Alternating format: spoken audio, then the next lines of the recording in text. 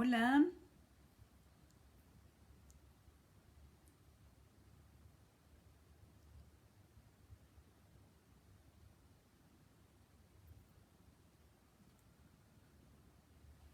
hola, ¿cómo están?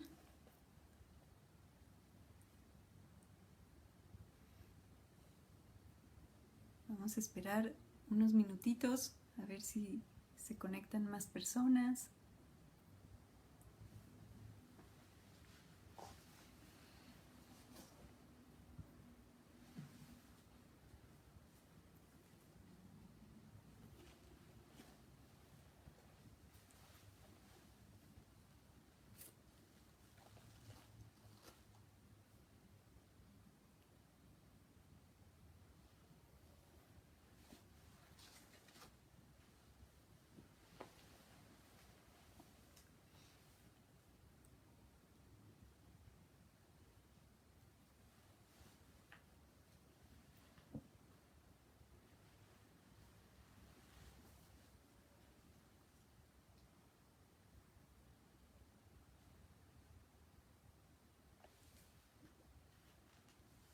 Hola, Yanko.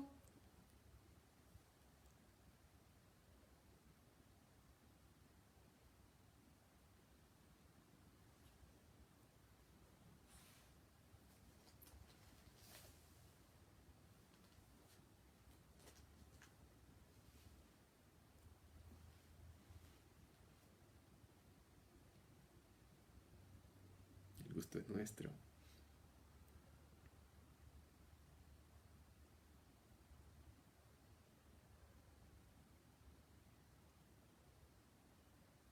Buenísimo. Yanko, nos va a dar mucho gusto.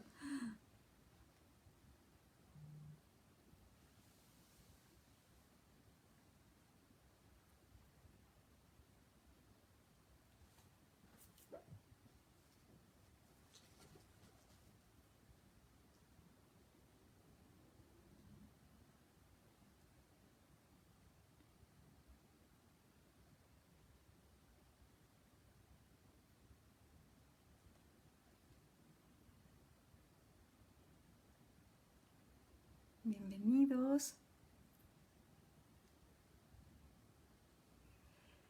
Bueno, hoy les queremos platicar un poquito sobre este personaje mítico andino, Incarri, que nos habla sobre la fragmentación. Y un poquito lo que queremos, ¿no?, es hacer el contexto que todos de alguna forma hemos vivido, ¿no? Estos momentos, estos eventos que nos han marcado, ¿no? Que han hecho que haya una versión de nosotros antes del evento y una versión después del evento.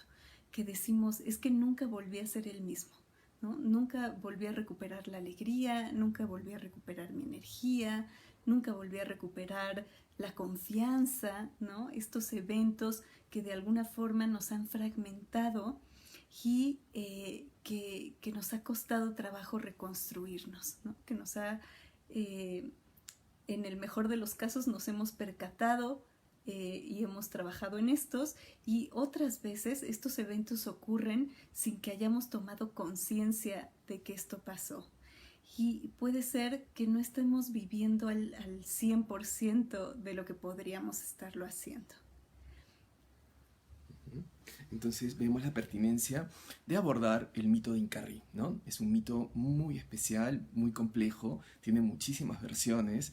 A mí me divierte un poquito la historia también del mito de Incarri. Ha suscitado múltiples interpretaciones muy polares, muy contradictorias entre sí, ¿no?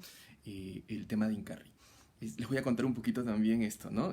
Porque también es simbólico lo que Incarri provocó en pensadores, ¿no? Precisamente fragmentando, ¿no? Precisamente pensadores que quisieron darle toda una lectura, pero que fueron también muy disociadores en la forma de afrontar a Incarri metafóricamente, con toda la fuerza que tiene un mito tan poderoso, ¿no?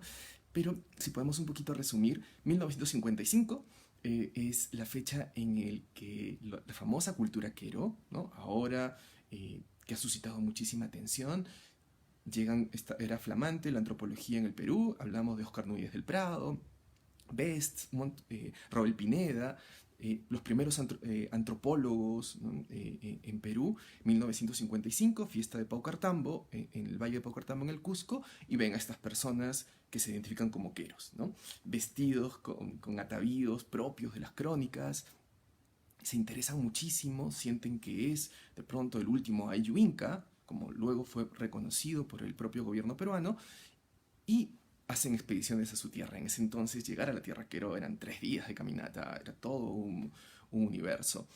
Y ahí emerge el mito de Incarri, ¿no?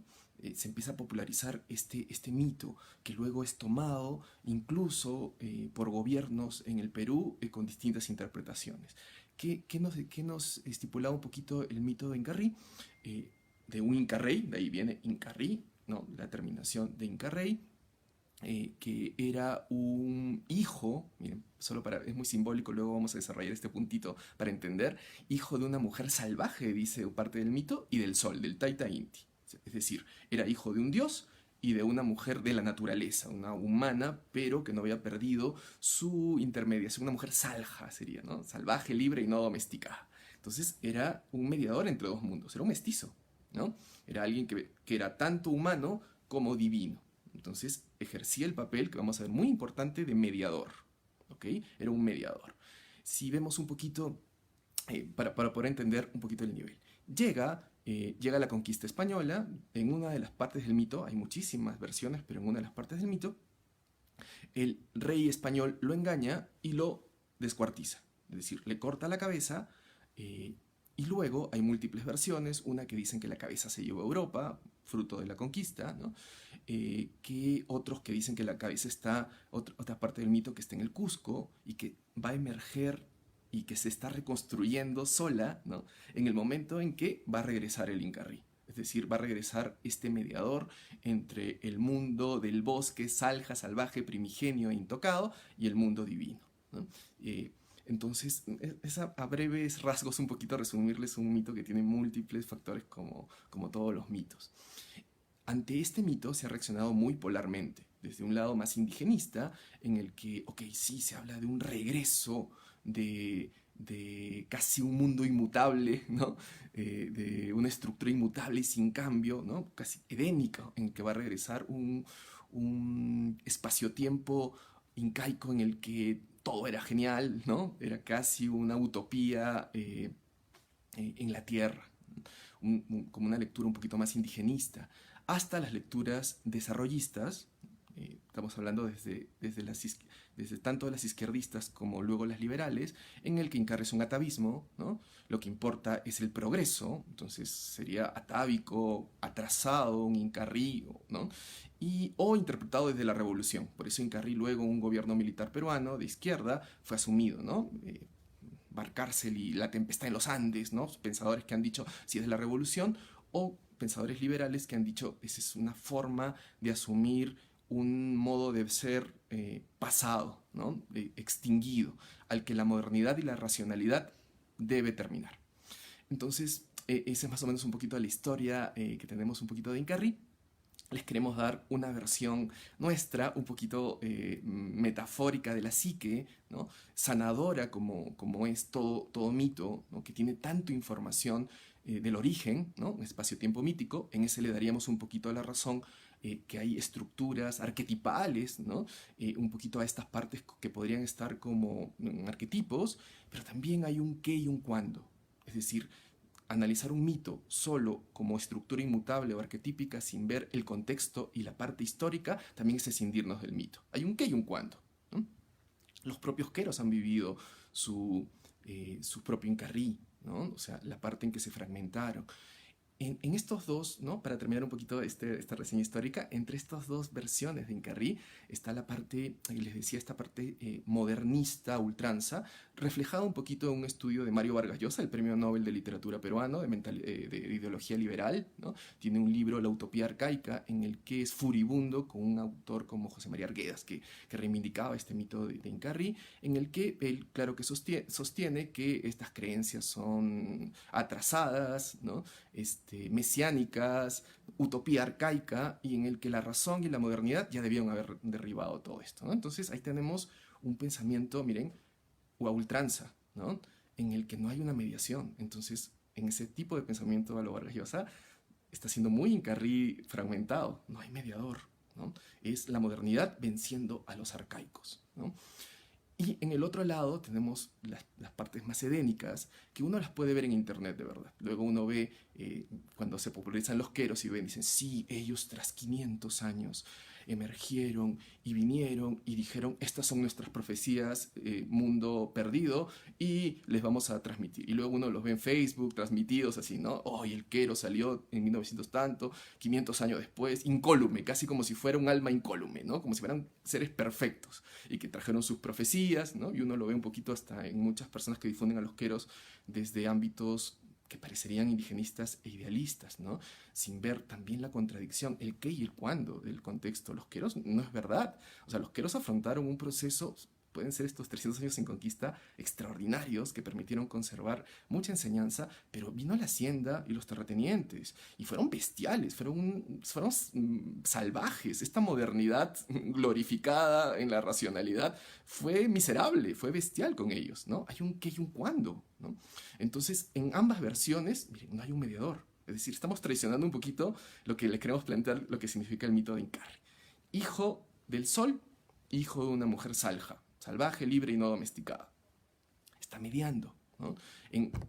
Entonces se perdió un mediador, ¿no? Eso es lo que queremos ver un ratito. En procesos, la conquista fue un proceso de trauma. Eso es lo que nos va a desarrollar un ratito al lado. Es decir, un trauma de golpe, ¿no? Traumatismo, ¿no? Traumatología. Es un golpe en el que se encuentran dos polaridades irreconciliables, ¿no? Eso es más o menos lo que nos dice. Un encuentro en el que se rompe al mediador. Es decir, uno de los mundos se ultrapolariza y quiere conquistar al otro mundo sin el papel mediador, sin el justo medio, sin el chaupi, diría el andino en la sabiduría ancestral. Es decir, se perdió el medio, ¿no? Mediador, medio, intermediario, ¿no? Están en el medio. Entonces, en estos procesos de este trauma colectivo que tenemos, se rompió el mediador. Vino una cosmovisión conquistadora, glorificando al mundo de arriba, desprestigiando a la naturaleza como demoníaca, al cuerpo como lujurioso y extremo, y chocó, ¿no? No hubo un papel muy simbólico cuando llega, en la conquista peruana, llega el cura Valverde con la Biblia, está Atahualpa, el último inca, y le dice, esta es la palabra de Dios. Y para alguien, o sea, imagínense, miren, no había mediador. Ese libro, ¿no? Si para mí el libro es la naturaleza, ¿no? O sea, la ruptura sin parte intermediadora de dos mundos y dos polaridades en el que luego el dios de uno, ¿no? El dios derrotado pasa a ser un demonio, ¿no? Y estamos en procesos, ¿ves?, de idealización, demonización.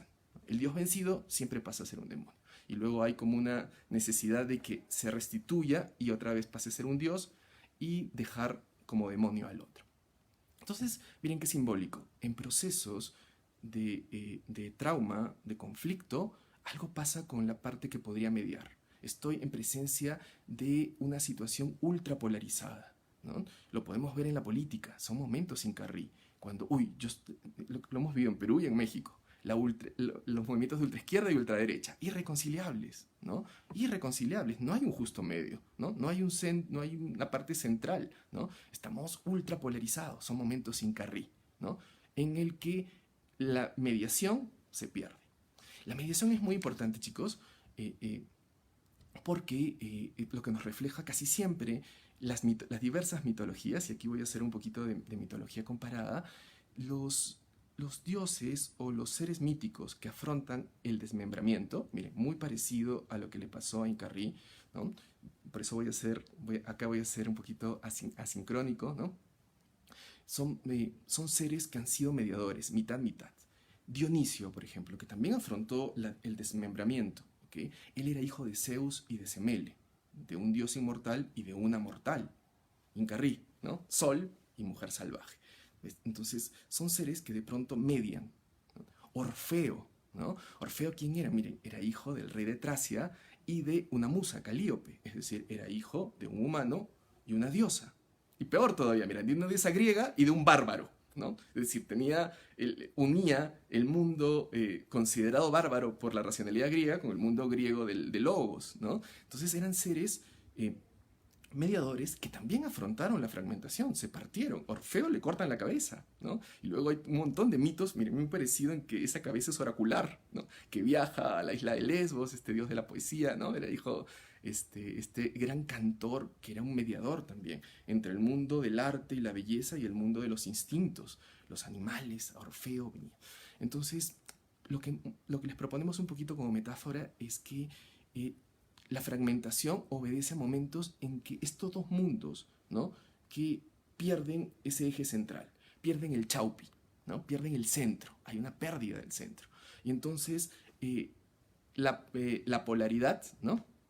O la periferia invade, rompe y quiebra, ¿no? Hay un proceso de ruptura tremendo. Este proceso, miren, es un proceso que nos pide, que nos exige un poquito cerrar, para poderlo entender, no estamos en el tiempo lineal, o sea, no es ni Incarri ni Orfeo eran mesías, ¿no? Porque el lado mesiánico de algo que va a volver obedece a un tiempo lineal, alguien regresa, sino a un tiempo circular, es decir, esto obedece a esta concepción de esto que pasó en un origen, me sigue pasando en mi psique. Es decir, hay un Incarri conmigo en momentos en el que estoy ante dos polaridades que pueden ser, imagínense, ¿no? Religión y sexualidad, ¿no? Una parte religiosa represiva de la sexualidad y mis instintos. Dos mundos que se encuentran, que pueden ser polares, que uno a la hora de ser tan reprimido viene con una violencia y un abuso tremendo, y el otro que sigue reprimiendo desde un yo central. Dos mundos que se encuentran, ¿no? Lo que yo puedo pasar también en mi vida, amor y economía, ¿no? Quiero amar, pero o sea, estar bien, formar una familia, y no tengo cómo, no sé, pierdo lazos de provisión. Entonces, momentos en que las polaridades se abusan.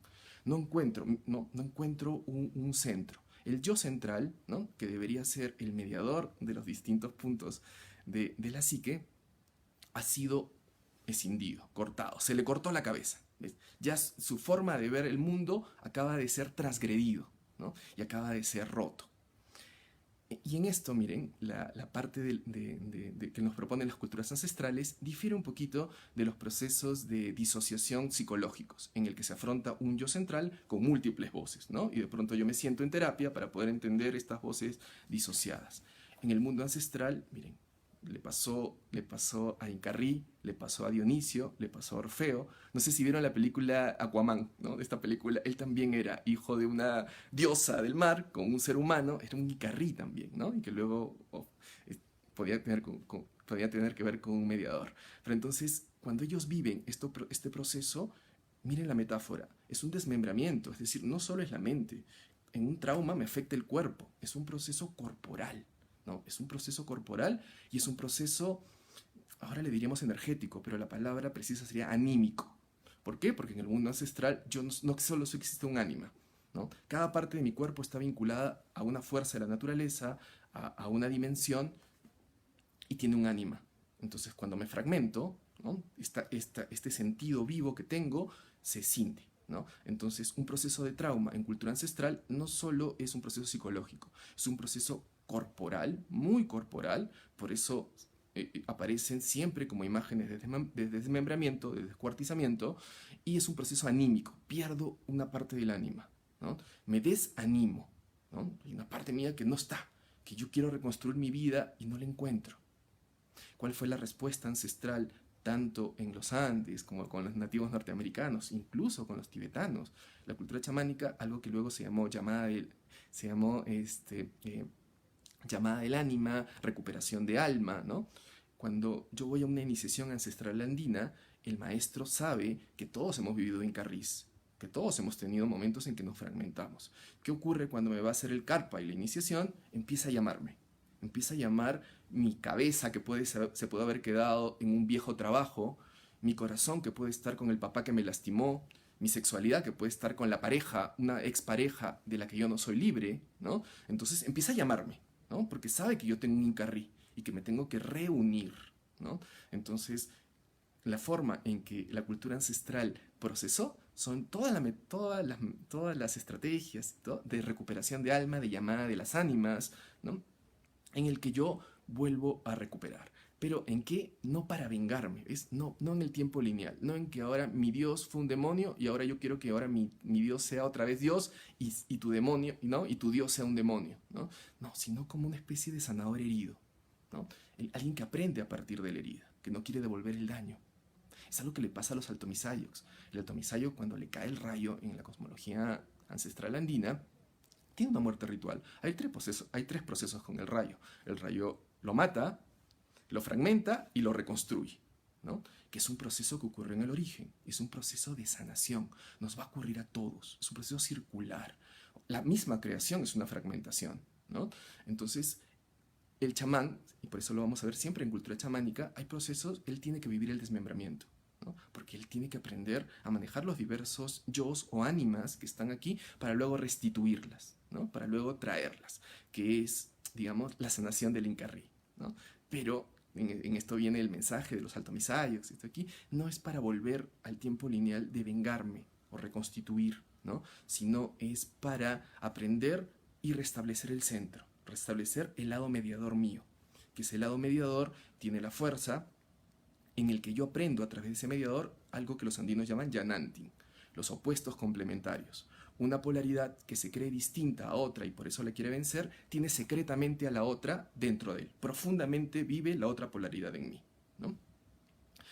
Entonces, el yanantin, ¿no? Esta es la respuesta andina, el aprendizaje de los opuestos complementarios cura el Incarrí, ¿no?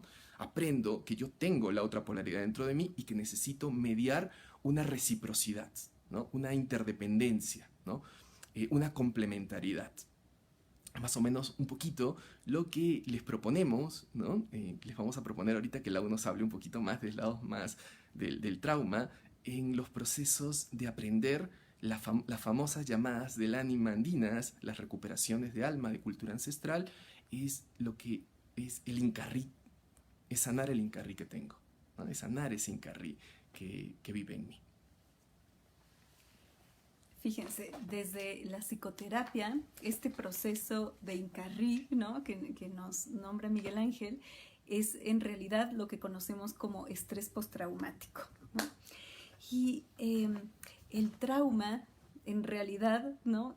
Hace muy pocos años que empezó a estudiarse, sobre todo con los efectos, ¿no? De los soldados que venían después de la guerra, que tenían ciertas secuelas, es que empieza a surgir el interés por entender qué era lo que pasaba, ¿no? Y a veces creemos que el trauma, ¿no? Está ligado a eventos que tendrían que ser muy determinantes, pero fíjense, el trauma justo son experiencias o sucesos que vivimos como si estuvieran amenazando nuestra vida y que trastocaron nuestra capacidad de responder efectivamente, ¿no? Que no pudimos dar una respuesta correcta. Y si miramos un poquito esta definición, ¿no? Nos damos cuenta que el trauma para cada persona puede ser distinto, es decir, podemos todos vivir una misma situación y algunas personas, por los recursos con los que cuenta o con los que no cuenta, se puede convertir en un suceso traumático, ¿no?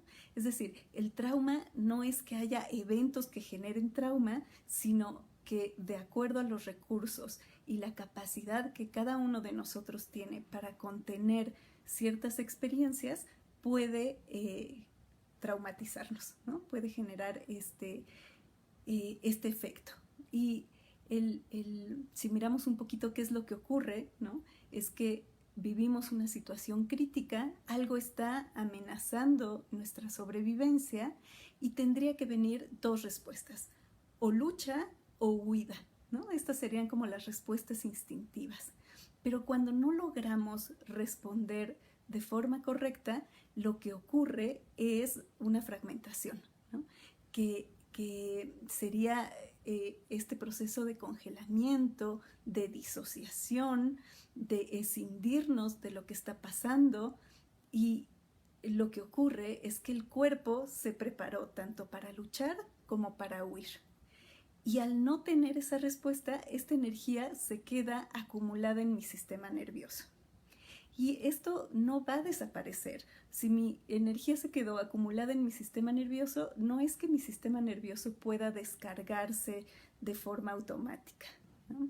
Si yo no busco un ciclo de salida a esta energía que se quedó atascada, esto puede continuar ahí por muchísimo tiempo, por muchísimos años. Y va a traer diferentes consecuencias, ¿no? Ahora bien, el trauma puede ser un choque, ¿no? Encontrarnos ante un evento crítico único, un choque que nos traumatice, o puede ser el proceso de trauma de desarrollo, ¿no? Es decir, que no hayamos tenido los cuidados o la orientación adecuada en nuestro proceso de infancia. Son estos dos tipos de eventos que pueden generar trauma. ¿Y cómo podríamos saber, ¿no?, que estamos bajo los efectos o bajo los síntomas del trauma? Hay 3 etapas, ¿no? La primera es cuando el evento es reciente, ¿no? Cuando esto ha ocurrido en los primeros días.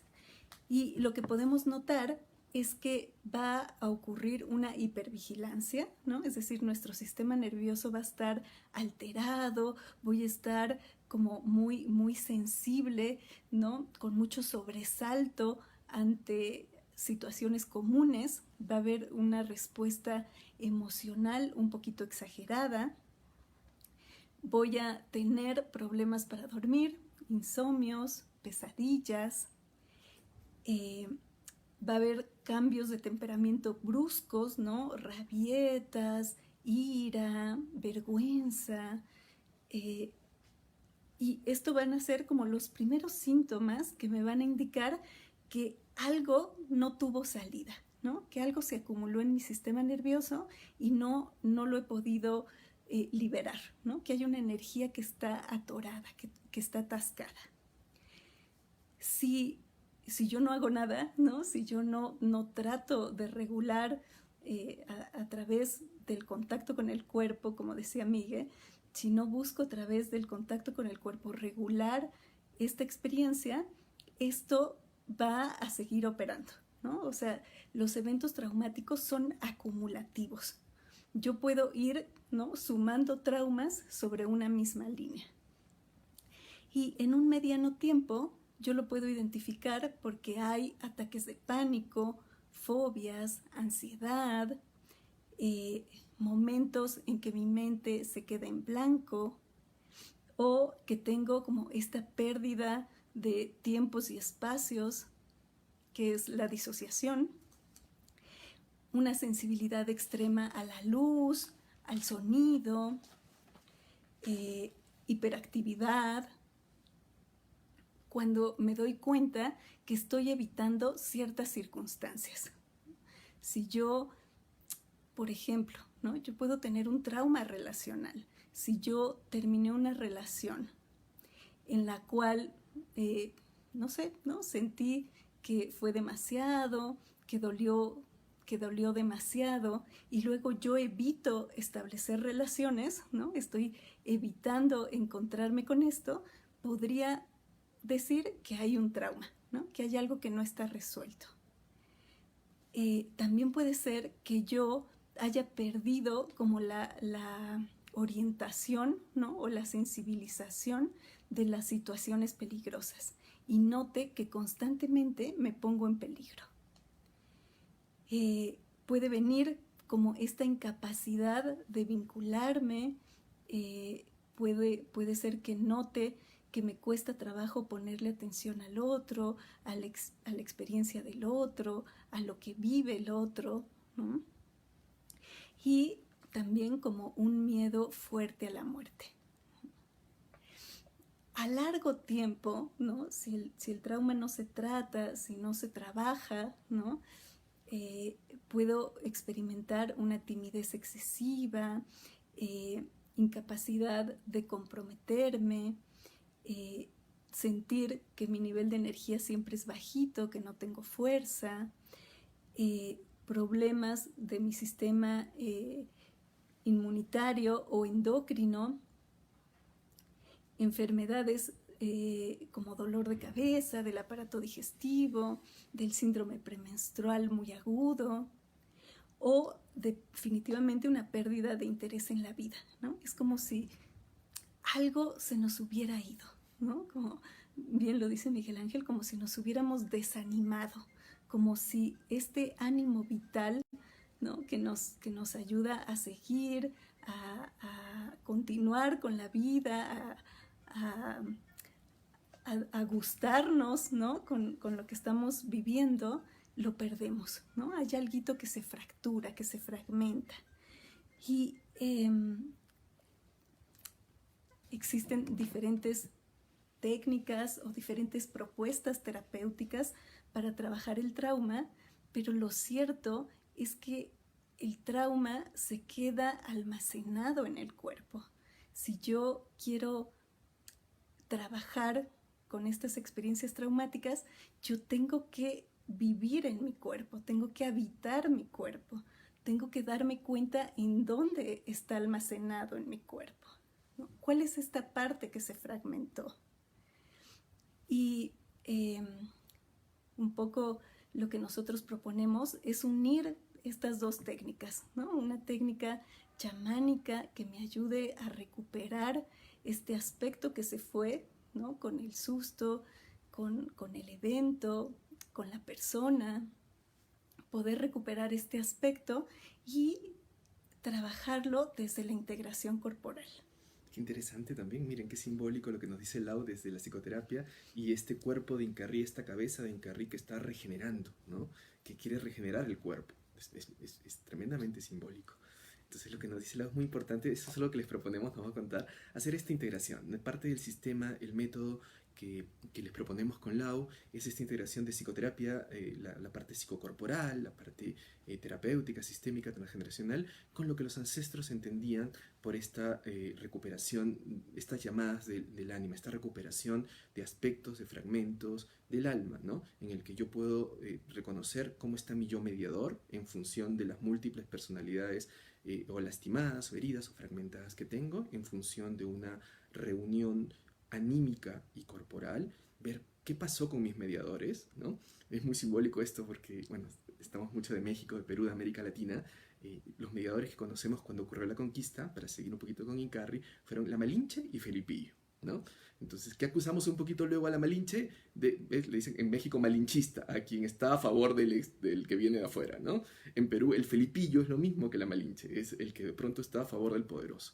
¿Qué pasó con mi metafórica Malinche o mi metafórico Felipillo a la hora que yo afronté el yo mediador, el centro, la recuperación tan energética y anímica como corporal en la salud vía los viajes simbólicos del chamanismo integrado a las técnicas psicocorporales en que coinciden también maravillosamente con Occidente? Bien. ¿Tienen alguna duda, pregunta? Iniciamos la formación pronto, ¿no? Vamos a tener una formación en viaje chamánico, justamente buscando esto, la recuperación del alma, la integración, nuestra propuesta de sanación de trauma. Empezamos en febrero y pues nos va a dar mucho gusto verlos por ahí. Ahondar en el Incarrí, muy simbólico todo lo que se puede trabajar desde la sabiduría mítica, simbólica y metafórica que tienen la cultura ancestral y el lenguaje ancestral sobre todo.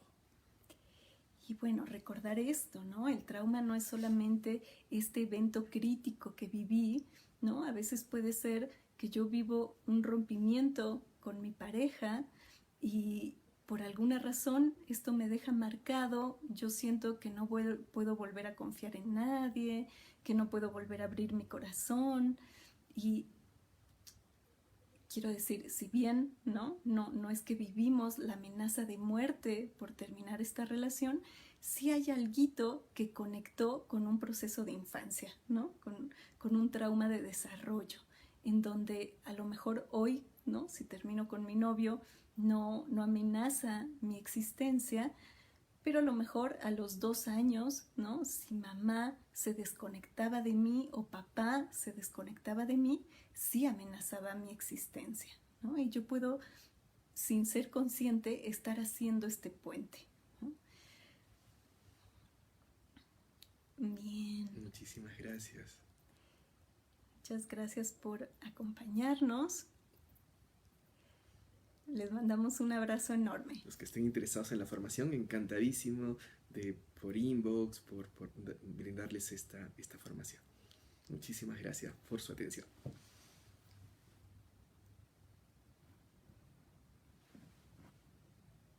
Ujú. Buenísimo, Gustavo. Sí, claro. Ajá, claro. Ajá. Bien. Hay varias propuestas, ¿no? También Peter Levine propone trabajar, ¿no? con las sensaciones corporales, ¿no? Entonces, vamos a abordar diferentes visiones, ¿no? Sobre todo esa parte también muy ancestral de la multiplicidad de las ánimas, ¿no? Muy presente en Egipto, acuérdense, ¿no? Las armas que habían ahí, el Ka, el Ba, el Ip, ¿no? Las culturas ancestrales traían esta multiplicidad que en realidad nos da un poquito de mayor sentido a la hora, bueno, de que les proponemos nosotros que da mayor sentido y les proponemos experimentar este sentido en la recuperación de los fragmentos y en la reunión y sanación del trauma.